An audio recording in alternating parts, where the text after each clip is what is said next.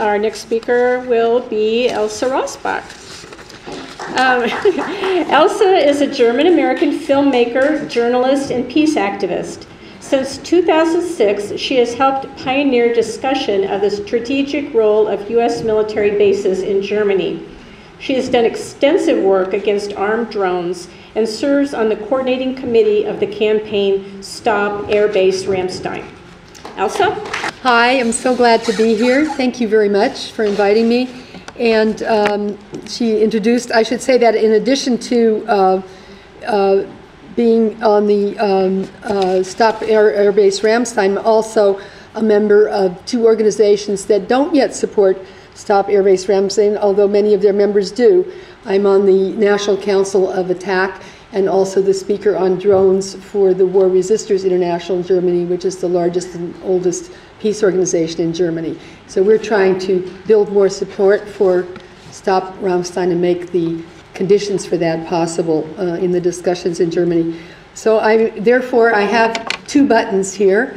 Here's my Stop Ramstein from our big demo, our third big demo, which was our demo in Action Week, which was in September, with over 5,000 very positive reports from Stars and Stripes.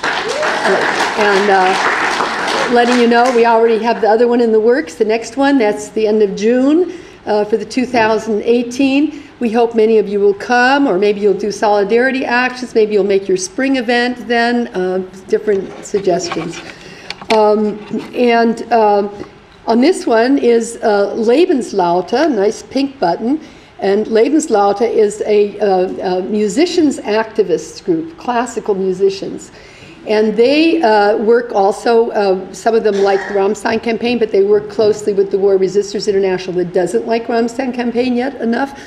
And they did a wonderful blockade of AFRICOM, which I was lucky to participate in. And that's the U.S. Africa Command in Stuttgart. And that was they actually blockaded all four gates for over 4 hours. And the way they do it is going at 5:30 in the morning and putting up their instruments and sitting there and playing cellos and flutes and so forth. Not too easy for a German policeman to pound on someone who is playing Mozart on a cello. And I was pleased also. I have a little film on it which I sent to a few people. I'm still finishing the last touches. And they did another one in Jagel in northern Germany, which is a German base, also a NATO base. And this is where the German drone pilots are directing the German surveillance drones that are from Israel in Afghanistan and in Mali, and giving the targeting information, of course, to NATO and the US, and also the tornadoes, which are weaponized, which Germany has flying over Syria. So they do a monthly action. So they're a bit like the Hancock thing, and they also, this time, blockaded 11 bases for gates, for 3 hours. Okay, so.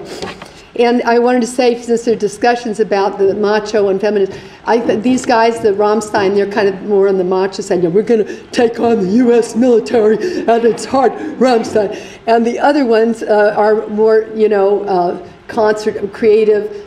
They got the Creativity Award with Code Pink of a very important German Peace Prize in 2014. Okay, so. And a lot of old ladies like me getting carried away from the gate while singing. Okay, so anyway, so I told you about my two buttons. Just a little background. You think I came from Germany, and my father was was there in the Vietnam War as a student for 7 years, and we did a lot of organizing in the big two bases in Berlin, which I guess Gorbachev got rid of. But at that time, there was a lot of resistance, and we had GI newspapers. And that then I came back to Germany in the 90s for professional reasons and got, again, very involved in the peace movement, working with the German peace movement organizations after the U.S. invasion of Iraq in 2003, which Germany officially rejected, but still supported with allowing the use of the bases. So I'm asking, why are the bases in Germany so important?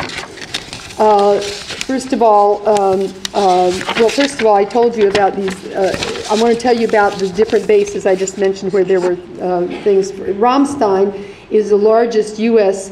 air base outside the U.S. and is the logistical hub for all of the U.S. Warfare in the Middle East, in Africa, and of course the threats to Russia and so forth. Basically, the way it works is that all of the U.S. drone bases, they feed their data to CREECH. CREECH has an underwater cable, or overland for a while, underwater to Ramstein, and then the data, whether it's coming from surveillance to the drones at CREECH in the U.S. or the order to strike and kill someone, that all goes over this fiber optic cable to the Ramstein, goes up to a satellite, and then communicates with the drones, and the drones are near to where they're being used. For example, East Africa for Yemen, or for example, Afghanistan for Pakistan. So that's and it was the revelations of U.S. whistleblowers, Brandon Bryant and Edward Snowden, that made clear the role of this base also for drone warfare. But we knew already for the Iraq War and the Afghanistan War, 80% of men and materiel went through Ramstein. Okay, so they could have stopped the Iraq War if they had closed Ramstein at that time. Okay, so AFRICOM plays a very different role because the U.S., the Pentagon has divided up the world into 6 regions of command. That's integrated command. It's everything from what the CIA is doing. It's everything from USIAD, supposed humanitarian interventions, supporting one tribe against another, whatever they're doing, plus build all the illegal things they're doing. That all is headed by this command. We know CENTCOM, which does Afghanistan and Iraq, and AFRICOM does Africa.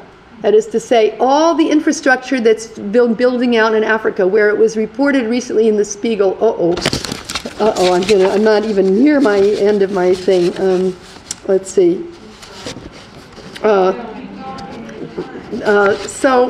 I'm just saying. I told you about Jagel. I'm just saying everything is happening there, including there now in 53 countries, U.S. presence of 54 countries in Africa. And there's also resistance against EUCOM in Stuttgart, the European Military Command, and there's also tremendously important struggle at Büchel, where it has the only remaining atomic weapons of the U.S., a German base, where German pilots, only on order of the U.S. president, would fly these atomic weapons. So why is Europe so important and Germany so important? The legal system has never agreed with the idea of the war on terror. They disagree with that still on the books in all the German government policies, in their legal books, and in the European Parliament. So that means, and in Germany especially with the Nuremberg principles and so forth, the idea that you would just have a policy of assassination. And that means also they are against, on the books, extrajudicial killings with armed drones, including categorically, including in the German coalition government agreement, and also the European Parliament of 2013. It will be in, and probably in the one they're negotiating now, and also the European Parliament resolution of 2014. Things are still going forward to try to turn that into legislation with teeth throughout Europe, which would include prosecuting any third parties that are assistance to third parties, meaning the U.S., who are using these European countries for their operations that are considered illegal under European law. So that's why it's very important to us, as well as the U.S. military. We have a new movement that has come about in our drone. It's 3 minutes now, and you just said 3. Okay, now I'm 3. Thank you. Maybe I'll make it about 4, maybe. The thing is that we have a very new movement. There used to be, for a long time, environmental things, noise of the planes and all. There were movements in around Ramstein, There was Ansbach, got kind of somewhat took off when they wanted to expand that. That's where the helicopters, similar to Vicenza, which was much larger. When you try to enlarge a base, you get protests. But basically, as David Vine's book said, people kind of settled in with the bases in Germany on the whole, except when it came out that these illegal drone strikes and violating, and they are complicit. And Germans do not want to be involved and feel they're involved in war crimes again. So that was one factor. The other factor is that they suddenly became aware of the fact that has been true since 1991, when you had German sovereignty and reunification, that Germany has the legal right and indeed the responsibility to shut down the U.S. bases if they're doing illegal things. They have the right. They have the right to cancel the stationing of forces agreements. So with this new hope of achievement and this new knowledge, you got a big movement, and you get people coming from all over Germany. And why are they coming? Is it because the noise, the environment, I'm hurt? The cost? No. It's the prospect of black and brown people being killed all over the world from German soil, and that is and with the complicity of the German government. That's what has created this big new base movement. It's not about this, it's about that. Okay. So I wanted to say that another thing we have to realize is that this no base movement is not identical in its aims or in its demands to the NATO. And here's an example. At the end of when Germany was reunified, the U.S. Air Force commissioned the RAND Corporation to do a study in 1990, 1991. They did a survey of Germans in East and West Germany. 87% of Germans said they wanted to be part of international alliances. Guys, we know we did bad things. We want to be part of the community. NATO, you take it. UN also, so forth. Okay, that's, on the other hand, they were asked, 57% of all Germans, East and West, wanted the U.S. troops to leave along with the Russian troops, including 84% in the east part of Germany. So you have actually potentially a larger base of support and so forth. Stop, or else, can I have like 2 more minutes? I think I did. Okay, I'm almost at 3. Okay. So now we also have, which we didn't have before, a national struggle, a national debate. It's being heard in the Bundestag. Brandon Bryant even spoke for 5 hours as a witness in the Bundestag. It's before the Bundestag to at least deal with the illegal activities, the drone things. It's not really before them now to close the base, which the left would like and the peace movement would like. But it is before them to take in a huge, huge step. It's also, they actually voted against in Germany the end of June, we're very proud of this, to have drones that have weapons. They actually kicked this out, and they're actually considering in this new thing, like even the Social Democrats, to say that Germany wants no weaponizable drones in the next government. We see how far that goes. Okay. So there's a difference also, because you could close the bases and still be in NATO.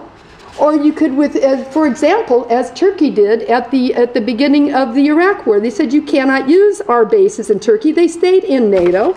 At the same time, you could withdraw from NATO and still allow the bases. How many non-NATO countries have U.S. bases in them, you see? So it's a separate issue. It's related but separate. And then I just wanted to say the key role of the U.S. movement in bringing about the Ramstein campaign. Whether it's the whistleblowers that told us the truth, whether it was Code Pink coming in 2013 and later, and going, if I could say, and talking to the parliamentarians. And you know what? They listen to us even more than to the Germans. They do not want to be like the U.S. They want to feel also there's a hope here, there's resistance here. So we have, and we're not part of one of the fighting political parties. We're there saying, hey, we're U.S. citizens, probably members of the Democratic Party, and we're coming, if we're not in the Green. And we have a nice Green Party in our parliament too. And so we're coming and saying, we need you to help us, Germany. We need you to help us, Europe. So this brings me now to the very last 2 minutes, and it's really a proposal that you guys need to have. Okay, I'm sorry, it's complex material. I like to talk, but it's complex material too. And this is that the next big stage is going to be Italy, because we have the base in Sigonella. I don't know if you know, that the Italian government allowed the U.S. to actually fly armed drones from Sigonella to Libya last year. That means that they are now the first European country allowing U.S. drones to fly from there. Plus, the U.S. is giving them the weapons for their Reaper build drones. That makes it the second country in Europe after UK to have weaponized drones. Okay, and Germany wants to push back. Many do, and say, well, Europe, we have to have a different. We have to have a defense thing without weaponized drones, and certainly without illegal strikes by weaponized drones. So my suggestion is, to get beyond having, I've been in different no basis things and so forth, even since, but we get the listserv, we have the conferences. I'm suggesting a project. This project is to really address Italy and to address the situation in Africa, particularly after what Trump said. To address and to bring together these three things, AFRICOM, and the Ramstein, where you get two branches of the German peace movement involved in doing, and the Italian movement, which is just starting up. And we have a German NGO where their status is a German NGO who is doing also the Faisal Ali Ben Yabar case and so forth. They are helping the Italians to do a court case to provide transparency at what the hell the Italian government has given the U.S., okay? And I was at a conference in Milan and in September, and they had the head of the Italian Air Force and someone from the Italian Defense Committee, and the Italian Defense Committee said, we don't even know what they did. They don't have as much power as the German parliament within their whole government. It's more top-down. But he said, we would really like it. And I said, we Americans have been going to the German parliament for years. What would you think about having some Americans come to the Italian parliament and talk about all of this? So I'm suggesting a project very active involving trips. I think UK is also very important, but we have great people like Chris Cole dealing with. And you know what? The German and US peace movements are much more in contact with each other right now over these drones, over the bases, than the German and Italian movements are. Sorry, guys, we do not have a no-basis network active in Europe, across Europe. We are not that much in communication. The U.S. could help make this happen. Bring the witnesses to the Italian parliament and bring this all together and push in Germany. We want action on Ramstein, and we want you not to really take the lead in not agreeing to weaponized or weaponizable drones.